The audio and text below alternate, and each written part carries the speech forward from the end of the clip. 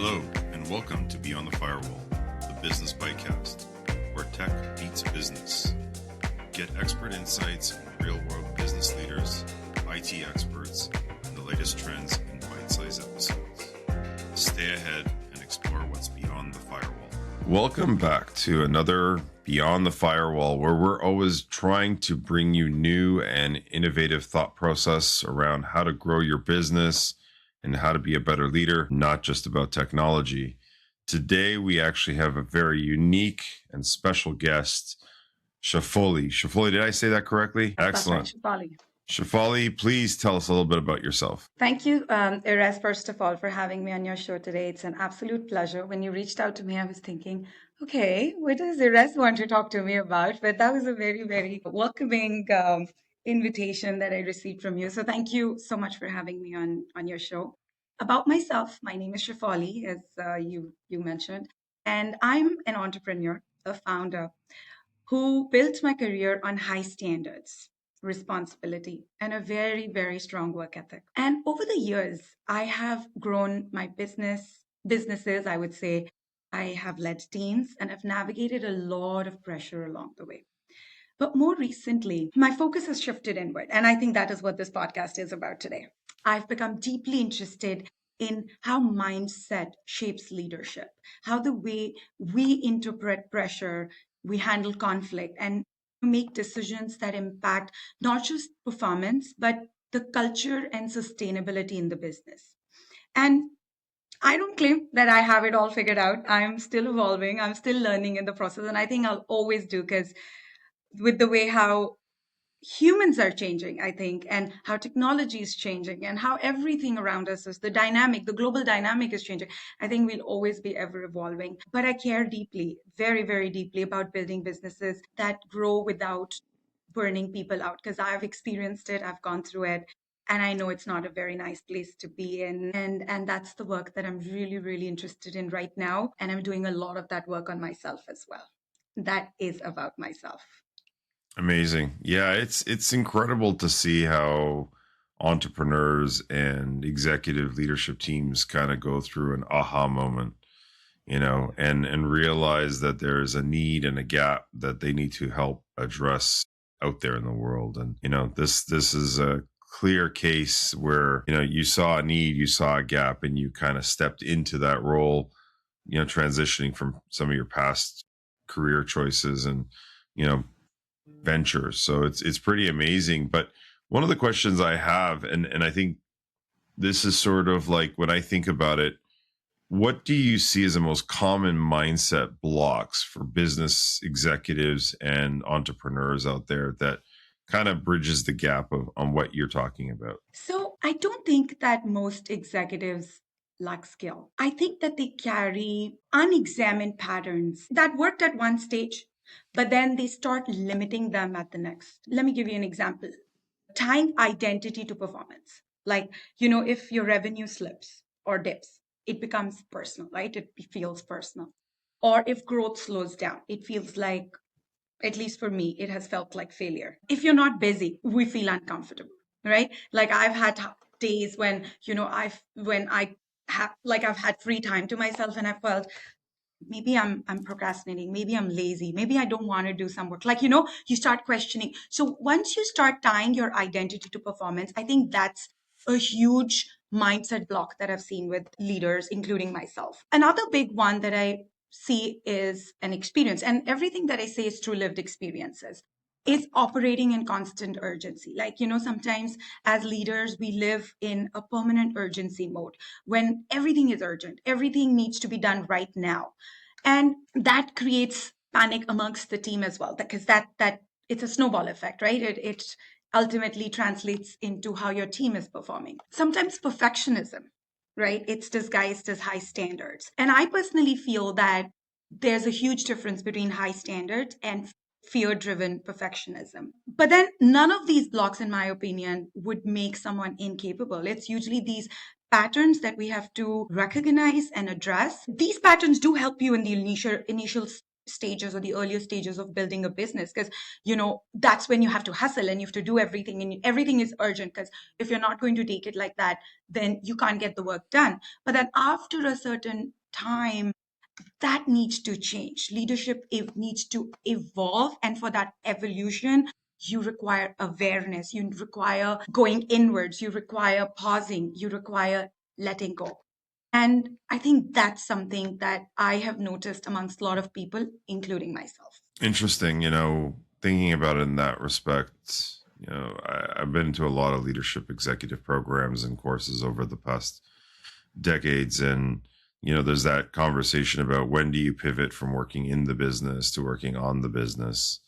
And then there's that, aha moment where you realize you need to learn to delegate. You need to learn to trust your people. You need to learn to do all of the different things that you're not normally trained upon, especially when you're starting off as an entrepreneur. But even executive leadership, it's kind of like managing teams and, delegating and managing expectations.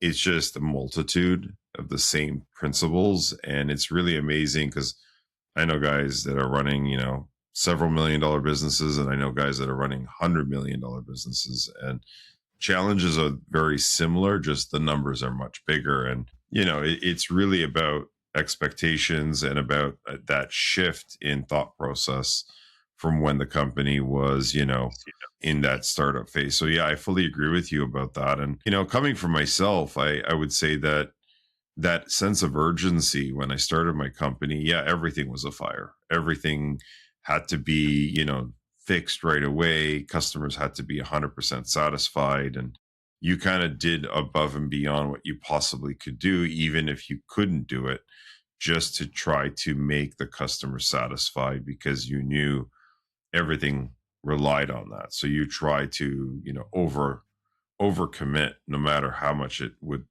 hinder your growth. So it's an interesting thought process. And, thinking about that now, how do you help teams kind of become more into a proactive approach, coming from this, sense of urgency, change of thought process? How do you kind of help companies go from this sense of urgency, reactive to proactive thinking? That's a very interesting question. And I would think that, teams become more reactive when they're operating from fear or constant urgency, right? Fear of scarcity mindset, as they call it, constantly fearing that the worst will happen, or we'll lose clients, or things will not go as planned and it will ruin the reputation of the company. For smaller companies, there are other fears like reviews, again, lived experiences. So the shift has to, so the proactive thinking, in my opinion, would usually start from the leader, right? There has to be clarity. The priorities have to be set straight. And we have to keep this in mind that priorities keep changing. Priorities keep changing as the business grows, and everything feels urgent when people are in a firefighting mode. But then, if there is clear direction of what is important and what needs to be dealt first, then that reduces reactivity. Another thing that I notice is that there has to be psychological safety. If people are afraid of being blamed for mistakes, then they won't think ahead. They'll just constantly keep protecting themselves, right? Or they will refrain from taking actions. Not everything in not every action results in failure. And we need to understand that unless people have that flexibility of movement, they will not take those decisions or those actions. Ownership. I think ownership has to be real. Not just saying that I trust you, that, okay, you're going to handle this well, but actually giving people the decision making space and then letting them learn from their own mistakes. Like when I work with my team, I usually try and not, okay, mistakes happen all the time. As long as it is not affecting somebody in a way that it can ruin somebody's future, because there are certain businesses that are dealing with people's lives or people's futures or careers, but then not every business is like that, right? As long as you can protect that, you need to give that room to people, to your team, to take those decisions. to feel safe that by taking those decisions, they're not going to be blamed or thrown under the bus, or they will not be made to feel incapable. Setting, like I said, setting clarity and structure for them. So that I have personally experienced that when I slow down my own reactions, when I create more structures and I build the trust within the team naturally starts thinking ahead instead of just responding to pressure. Do I make sense?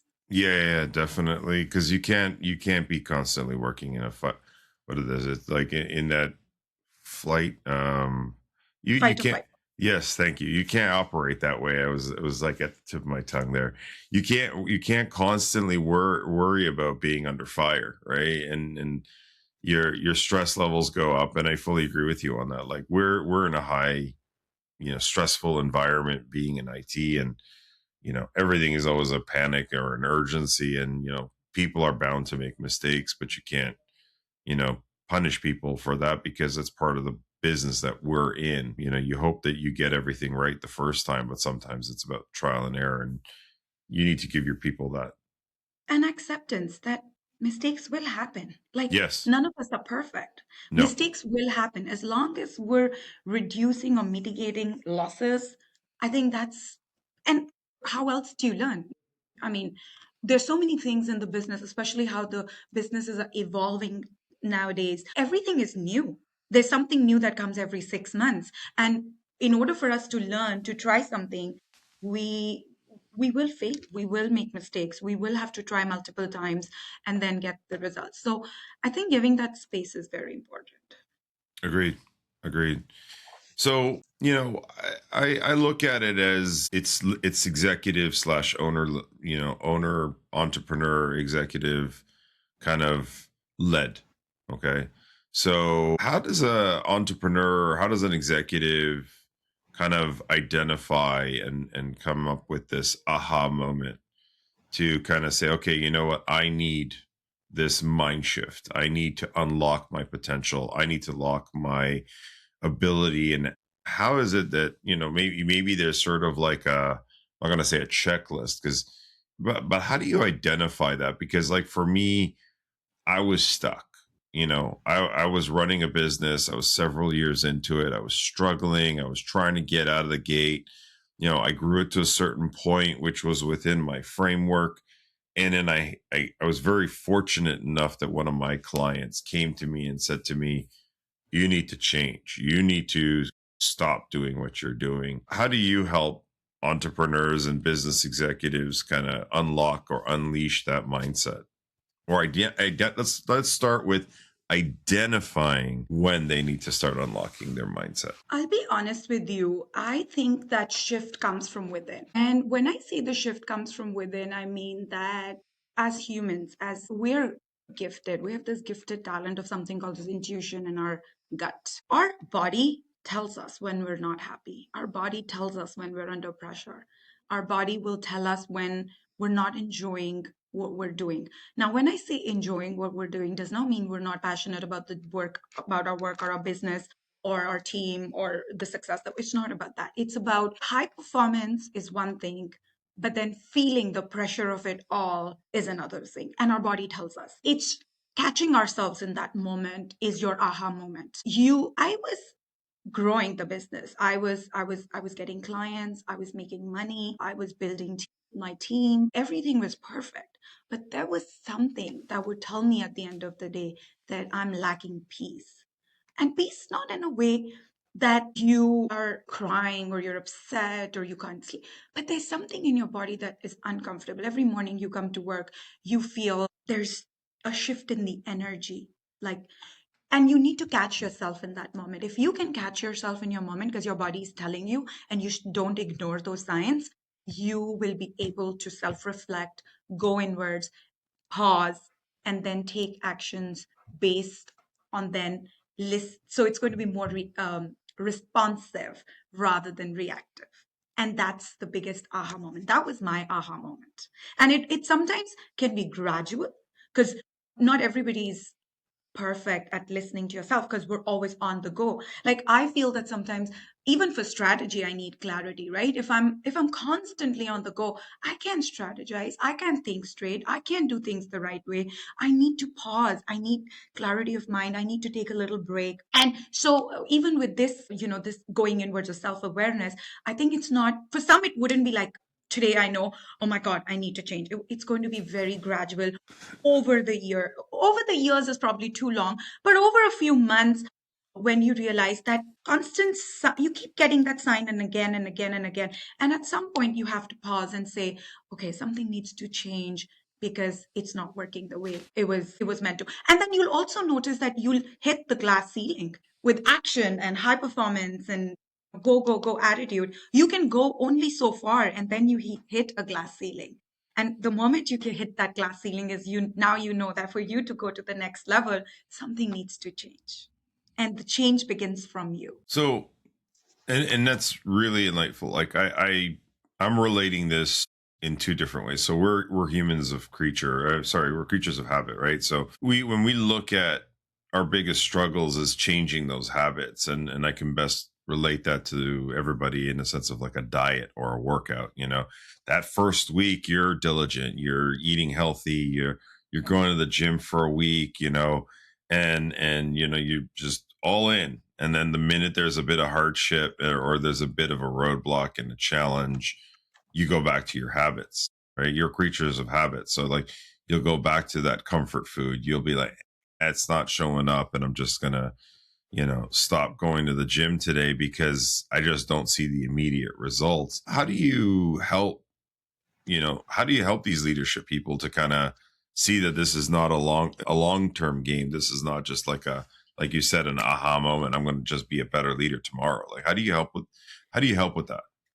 So, this what you said is great. All of this is not going to be, it's not a change, it's not a dramatic change of habits.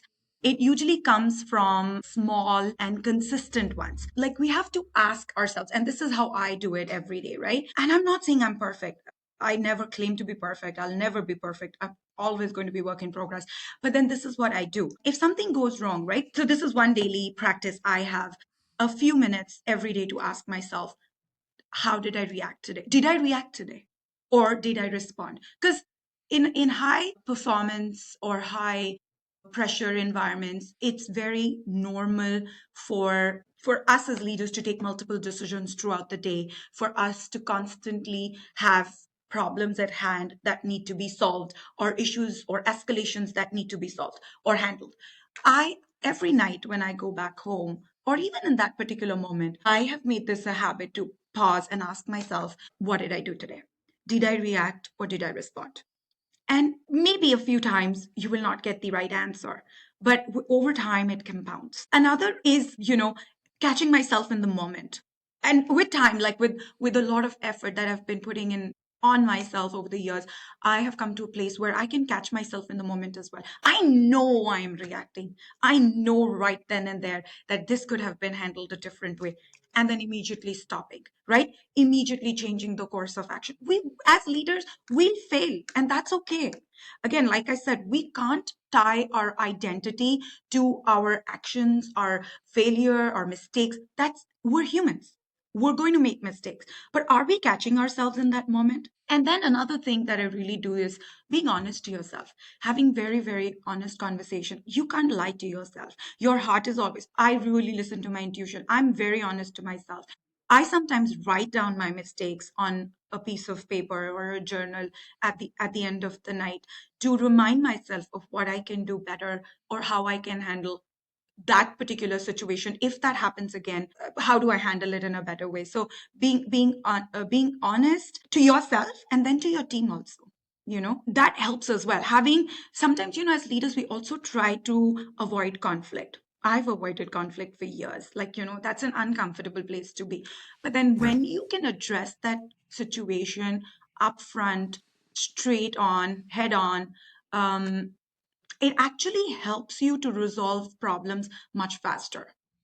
And I think Interesting. those are little steps that you can take um, to actually change your minds, mindset, as well as how you lead your teams. So, do you see this as more of an EQ versus an IQ, or A is there a hundred percent balance on? EQ. Sorry. 100% EQ. a hundred Okay. percent. Because it's So, hard to tell yourself that you're wrong. It's hard to say that you did, because there's ego as well, right? As leaders, we have so many years of success behind us, right? yeah. And we get to a place where it's hard to accept that we can be wrong, right? But we can totally be wrong because we're not at the same place where we were, or our business now requires a different person or a different individual now. It doesn't need the same aggressive go go go attitude anymore. It needs somebody who's calmer, who's more responsive instead of reactive. And so that person has to change, and the change will only come if you first accept it. They say no, acceptance is the first step to self improvement.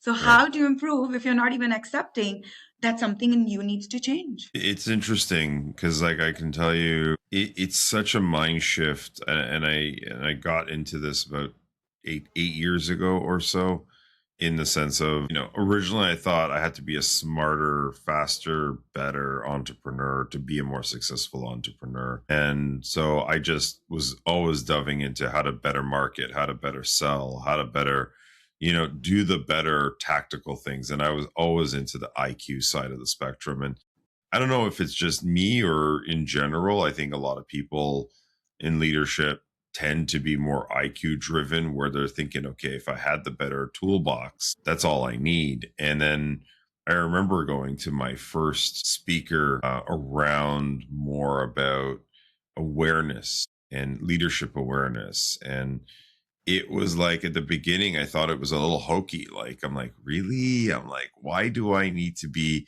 emotionally intelligent about like how my staff feel? Like, they should be coming into work just to do their job, and like, leave their, family drama or their personal drama or whatever it is at the door. Because like, once you walk in the office to do your job, you're assuming that nothing else is on their minds. But when you really dove into it, it isn't that way. Most people carry their burdens on their shoulders all day long, and being receptive as a business owner and understanding, what the team needs. And I wouldn't talk about individual, the team in itself. Some companies, you can go down to the individuals, and there are some businesses out there that, really get granular when it comes to identifying individual needs, but it makes a big impact. And I didn't realize that till I went through some of these programs to kind of identify that. And some people are not interested in getting an extra 5 grand in their paycheck. Some people want like an extra week vacation or have a benefit to go to a spa day on the company's dime, and or lunches, because life is busy and they don't want to have to order food every day, or have to make meals by the time they come home, because they have kids or after work commitments. So if the company customizes that individual's experience, they're more receptive in the sense of appreciating the efforts from the leadership to make their lives better. And there's so many other variables. I'm just going very high level, very superficial right now, but those are the little things that you started with. That was one of the first seminars I went to around being more EQ versus IQ. And I was like, wow, I never even thought about it that way. And so it was an amazing moment to actually go through that, and even trying to figure out a way to start implementing these things into my business. And it's a long journey. I will not, being in tech and everything, it's very like I said, it's very IQ driven, but having that EQ, I call it flair into it, and a little bit of it in there somewhere. I try to squeeze it in. It does reap benefits down the road. So I appreciate that. One of the things that I struggle with, and I would love to sort of hear, poke at you on this one, is sort of, are there any sort of habits or any sort of you know, things that you can kind of do on a daily, weekly basis to help become a more, sustainable leader, a leader more in touch with how to kind of keep that mind shift going? Because, there's that 5-minute journal. There's all these different things that people say to do, and love to have your perspective on how to be a better leader in the mind shift process. So again, in my opinion, I would again come down, like you said, journaling is one big one for myself. I do a lot of catching myself in the moment, constantly asking myself, how could I have done this better? Not passing the blame, deliberately and intentionally not passing the blame on others, constantly asking myself that if I were in their place, what would I have done? Constantly asking myself if this person was put in my shoes, doing role plays at that point in my head. Like I said, journaling is a big one for me these days. I do a lot of journaling. I recommend journaling. It has helped me clear my mind a lot, having, and all of this doesn't come, like I would forget journaling, seeing good in everything. Another big one that I do is, even if there's a problem, I always ask myself, what is there to learn from here? This situation has come up because I need to learn something from it. And you won't believe how many times this has happened, that I've had somebody tell me something and it's just random. Like I've had a conversation with somebody outside of work, or even with work, a colleague, or in like somebody in the industry, and then I've paid attention to it, I've kept it in my mind, and then a similar situation comes up a few weeks later. So constantly being aware that anything and everything that's happening around you is for a reason. You might not see the reason right now, but this will help you in the long run. And this does, and when I talk about mind shift, I'm not just talking about us as in becoming better leaders. It also means as applying it in our work, applying it in IQ terms, applying it in technology, applying it in our regular business processes. You learn something from somebody and you keep it in your mind, realizing that this might come up. So that person's not, that statement was said by somebody for no, it's not, there is a reason behind it. And I have almost 100% have experienced that I've been able to apply that to another situation that has come up in my life, maybe a week later, 10 days later, a year later, but it has happened. So I always take everything that happens in my life, in my daily work life, personal life, very seriously, because there is a reason why that is happening. I also try to learn from every situation, because I know until I learn from it, those situations will keep repeating, because the universe wants you to learn it. Until you learn it, the universe will keep repeating the same circumstances, situations, so that it can ultimately test you of when are you going to do the right thing. So, and this happens with me so often. I've seen same patterns repeating until I fix it, and then those patterns stop. Amazing. Yeah, I see that as something I can relate to. So you're like, why does this always happen to me? And I think everybody always has that, like if you ever ask yourself that question, why things repeat themselves over and over again, the one thing somebody told me is that the most common denominator is you, not the elements around you. So there must be something that you do that attracts Because you're those not learning. habits. Yeah, Because it's you're not either learning. Or even if you learn, you don't apply what you've yes, learned, and you will be tested until you apply it. And correct. you'll be tested one more time. Even after you've applied it, you will be tested one more time, because now the universe wants to make sure, have you learned it or not? They want to come back Exactly. and make sure. Yeah, no, I fully respect that because I've learned that lesson over and over from both the personal side of my life and the business side of my life, saying yes to people that I shouldn't say yes to, committing things that I shouldn't be committing to, and all these variables that eventually come to burn me in the sense of time, effort, and the sense of reward. So yeah, no, 100%. I'm really intrigued by AI. And I think everybody out there being a little bit on the tech side of things, AI, I think, is kind of stepping into this world of decision making.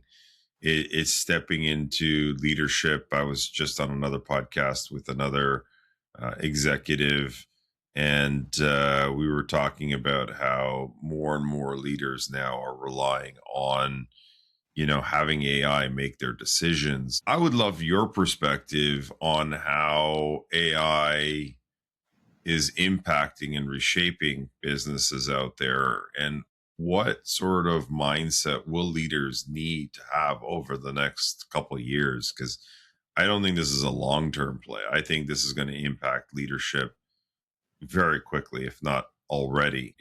Claude last, whatever it was, a couple weeks ago, made a massive upgrade into their decision making process, and Grok and a few other platforms are really stepping up their game. So I'd love to see where your perspective is how that's going to intersect, that's going to run in parallel.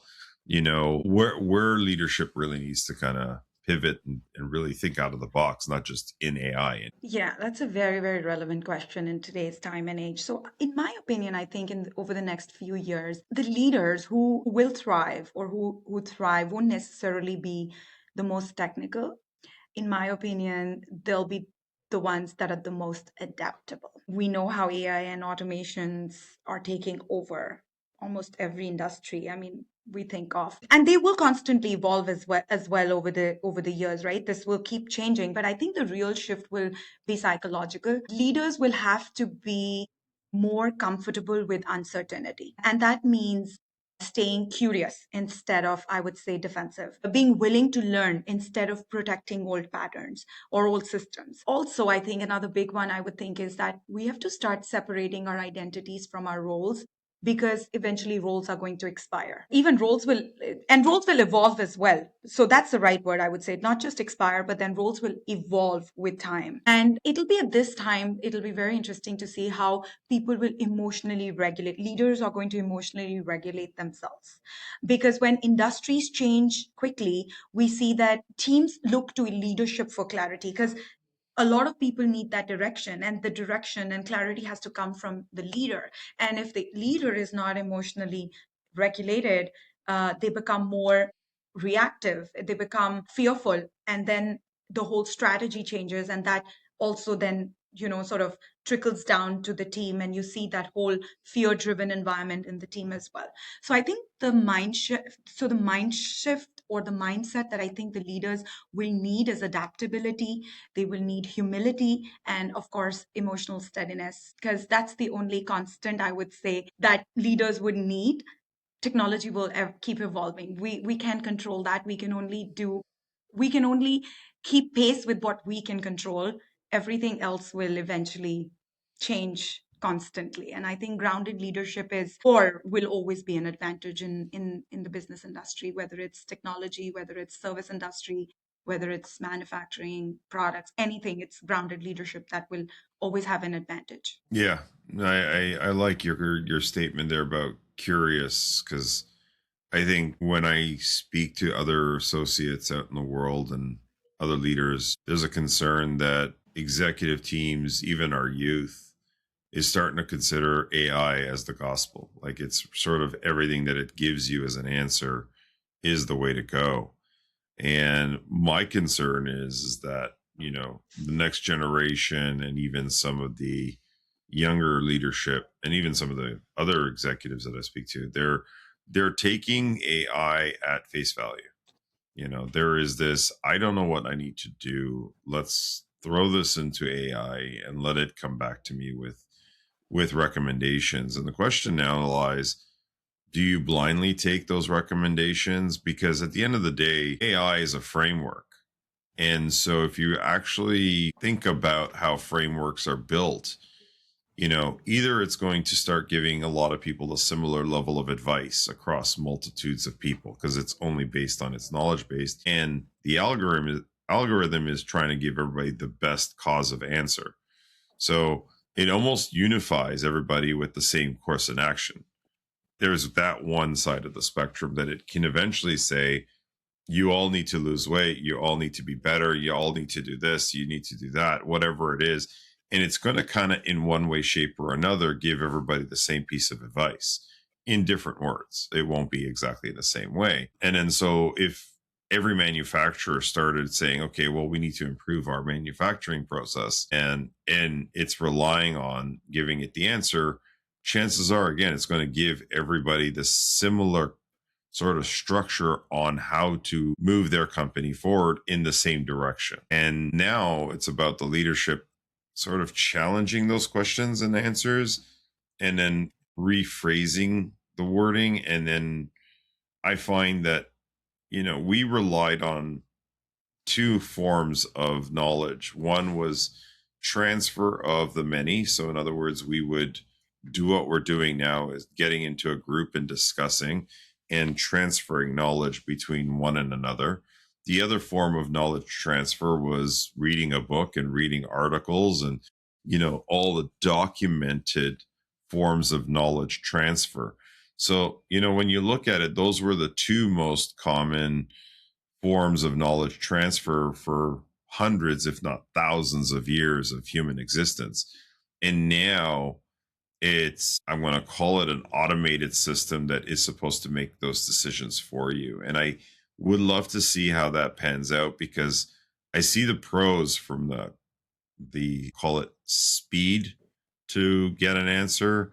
The question now lies how valid and how progressive thinking is that process going to be to help the company move forward or the leader become more adaptive and more receptive to those challenges versus blindly just taking an arbitrary answer or a best effort answer from a machine. So I agree with you. And you know what? It's not that the mindset will change the strategy or execution. Obviously, those will still matter. I mean, there's absolutely no replacement to that. But I think, again, the mindset will help you how well you execute strategy over time. And markets will always change, technology will change, competition will change. But one thing that will stay constant is how the leader is interpreting the pressure and the uncertainty in the business. And this has been around. Like, businesses have always experienced uncertainty and there's always been pressure, but it's about how. So the real difference will be that, let's say there are two companies, and one is both have similar strategies, but then one company has a more clearer thinking, more emotional regulation, and more adaptability versus the other. And this one will always outweigh the other.